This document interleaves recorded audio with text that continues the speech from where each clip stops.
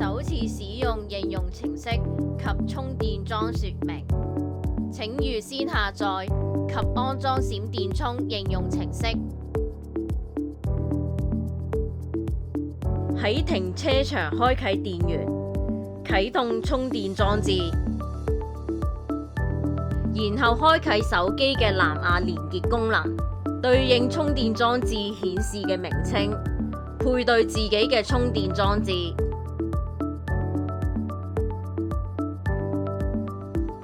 當你登入成功後，會進入主頁面，撳右下角齒輪掣進入設定頁面，然後選取一般設定同更改密碼，輸入原本密碼，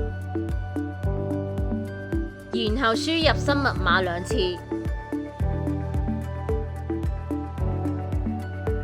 之後會直接完成密碼設定。喺呢度取消返按鍵充電模式，返到主頁面，將電流校到最大，喺車上充電位置接上充電線，撳開始充電掣。呢個時候需要大約半分鐘，令充電裝置處理信息，然後開始充電。充電數據會顯示喺主頁面。充電完畢後，充電樁會自動停止充電。加裝閃電充，出行好輕鬆。